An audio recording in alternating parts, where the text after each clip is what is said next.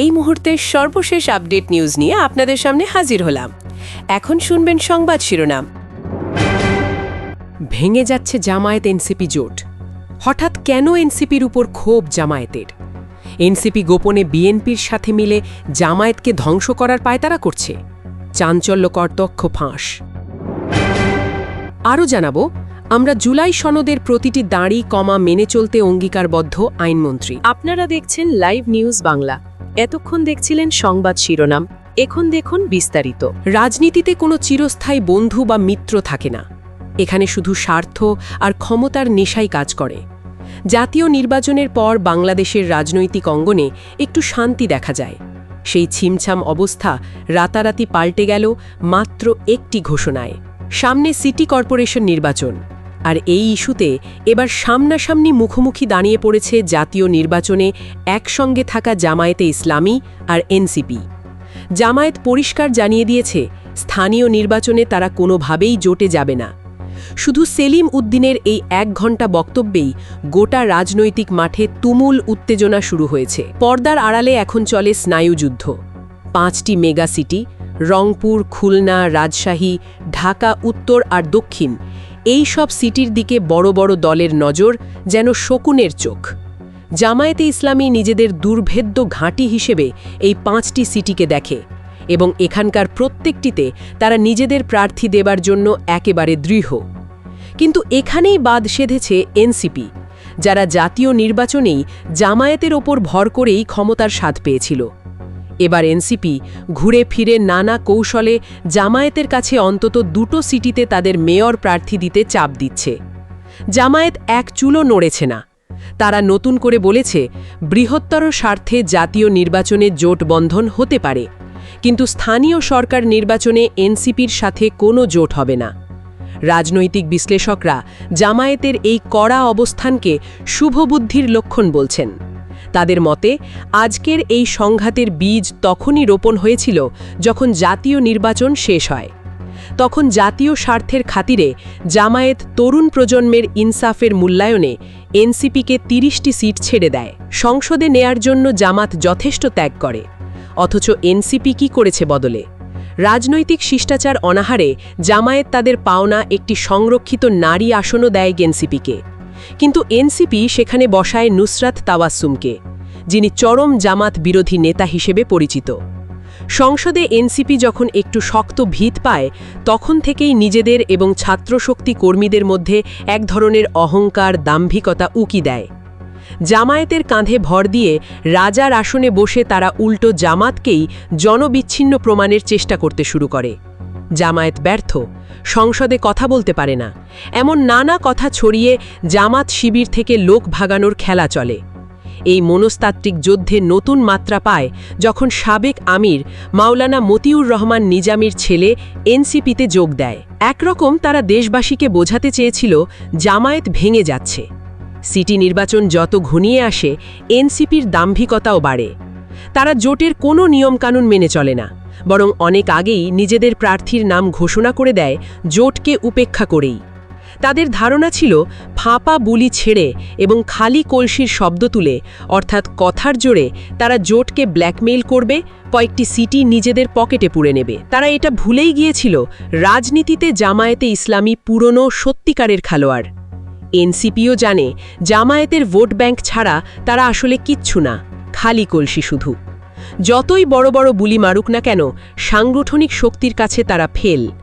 জোটই তাদের শেষ ভরসা ছিল। এনসিপির এই আগ বাড়িয়ে অহংকারকে জামায়াত গায়ে মাখেনি। তারা খুব বুঝে শুনেই স্থানীয় নির্বাচনে স্বতন্ত্রভাবে দাঁড়াতে চূড়ান্ত ঘোষণা দিয়েছে। এইবার সবাইকে অবাক করে দিয়ে, এমনকি এনসিপিকেও চমকে গিয়ে, জামাত কয়েকটা সিটিতে নিজেদের হেভিউইট প্রার্থীর নাম ঘোষণা করেছে। ধরেন ঢাকা দক্ষিণে সাদিক কায়েম, পুরো চমক, কেউ আঁচ করেনি। বিশ্লেষকরা বলছেন, এখানে জামাত একদম দারুণ রাজনৈতিক চাল দিয়েছে। এবার আর এনসিপির হাতে কোনো সুযোগ নেই জামায়াতকে দোষারোপ করার। তারা জোট ভেঙেছে এই কথাটা বলতেই পারবে না, কারণ যেটা সবাই জানে, শুরুটা এনসিপির পক্ষ থেকেই হয়েছিল। অন্য সব দলকে পাত্তা না দিয়ে তারা এনসিপির পক্ষ থেকে আলাদা প্রার্থী চালিয়েছিল। সেই জায়গা থেকেই জামাতও পাল্টা চাল দিয়েছে, আর এতেই এনসিপি পড়ে গেছে ঘোরতর ফাঁদে। এখন আর কোনো পাল্টা ব্যাখ্যা বা নিজেদেরকে নির্দোষ দেখানোর ন্যারেটিভ নেই তাদের হাতে। বিশ্লেষকদের মতে এখানেই শেষ নয়। তারা সতর্ক করে দিচ্ছেন, এখন জামায়াতকে এই ঘোষণার ব্যাপারে একদম অটল থাকতে হবে। কোনো পরিস্থিতিতেই আসন্ন সিটি নির্বাচনে আলাদা লড়ার সিদ্ধান্ত থেকে সরে যাওয়া যাবে না। কারণ সবাই জানে এনসিপি আসলে একা লড়ার মতো নর্মাল দলই না। একা লড়তে গেলেই তাদের আসল অবস্থা সবার সামনে উন্মোচিত হবে। সাংগঠনিক শক্তি কতটা দুর্বল সেটা চোখে পড়বে দিন দুপুরে। জনগণের সামনে মুখ দেখানোর মতো থাকবে না, নিজেদের সম্মানও থাকবে না। এটা তারা নিজেরাই খুব ভালো করে বোঝে। তাই ভবিষ্যৎটা আন্দাজ করা কিছুটা সহজ। খুব শীঘ্রই এনসিপি জামায়াতকে নিয়ে নানা কৌশল খেলবে। হয়তো ইমোশন নিয়ে ব্ল্যাকমেইল, হয়তো জোটের দোহাই দিয়ে। চড়া চাপ দেবে তারা জামায়াতকে যাতে আলাদা নির্বাচনে না যেতে দেয়। এখানে বিশ্লেষকরা একটা ব্যবস্থা বাতলে দিয়েছেন। প্রয়োজন হলে চাপ অনেক বেড়ে গেলে জামাত সর্বোচ্চ কিছু কাউন্সিলর পদে ছাড় দেবে। কিন্তু মেয়র পদের ব্যাপারে কোনোভাবেই ছাড় দেওয়া মানে নিজেদের কবর খোঁড়া। এই অবস্থানে যদি জামায়াত সাড়া দেয় তাহলে তাদের জন্য সেটা হবে আত্মহত্যার শামিল। সবচেয়ে থ্রিলার আর ভয়ঙ্কর তথ্যটা এনেছেন রাজনীতি বিশ্লেষক মোতাহের হোসেন। তার ভাষায় প্রশ্ন আসছে, এনসিপি আদৌ কি আলাদা কোনো দল, নাকি ওরা আসলে জামায়াতের জোটে ঢুকিয়ে দেওয়া বিএনপির এক ট্রোজান হর্স? মোতাহের হোসেনের মতে সব শুরুই হয়েছে পরিকল্পনা করে। বিএনপির ডিজাইন করা ফাঁদে পড়েছে জামায়াত। বিএনপি চেয়েছে জামায়াতের ইসলামী পরিচিতি ডিরেইল করতে, ওদের ভেতরে বিভাজন সংঘাত ছড়াতে। চরমোনাই পীরের দলের সাথে জামায়াতের অধুনা দাঙ্গা সব গোড়ায় উপড়ে দেখলে বের হবে এটা বিএনপি আর এনসিপির একটা দুর্দান্ত গোপন চুক্তি, একেবারে গভীর সহযোগিতা। তারা একসাথে না থাকলে আজকের প্রধানমন্ত্রী তারেক রহমান ক্ষমতায় আসার সাথে সাথেই এনসিপির উপরের নেতাদের বিরুদ্ধে থাকা সব দুর্নীতির অভিযোগ কিভাবে হাওয়ায় উড়ে গেল। মাত্র 15 দিনেই সদ্য ক্ষমতায় আসা তারেক রহমানের সময়ে এনসিপি নেতা আসিস মাহমুদের এপিএসের নামে থাকা পাহাড়সম দুর্নীতির কেস এক ঝটকায় খারিজ। এটা কেবল কাকতাল নয়, রীতিমতো প্রমাণ এনসিপি বিএনপির আলফা পার্টনার। এখানেই শেষ নয়।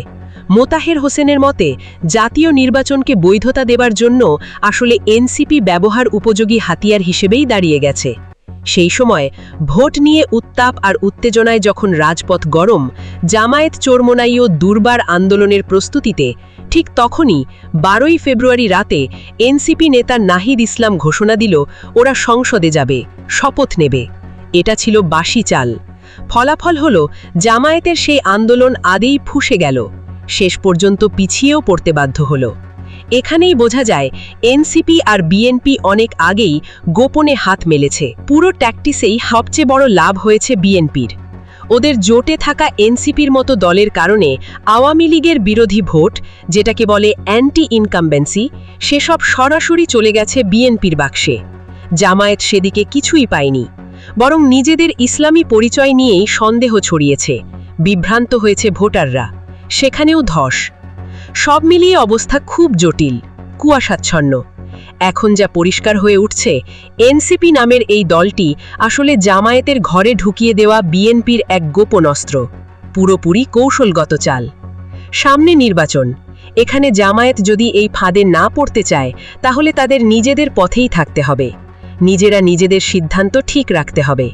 না হলে সামনে তাদের জন্য অপেক্ষা করছে এক কঠিন চ্যালেঞ্জ, অস্তিত্ব সংকট বললেও কম বলা হয়। সবার আগে সর্বশেষ আপডেট নিউজ দেখতে সাবস্ক্রাইব করে আমাদের চ্যানেলের সাথেই থাকুন। আমাদের নিউজ ভালো লাগলে লাইক, কমেন্টস ও শেয়ার করুন। ধন্যবাদ সকলকে।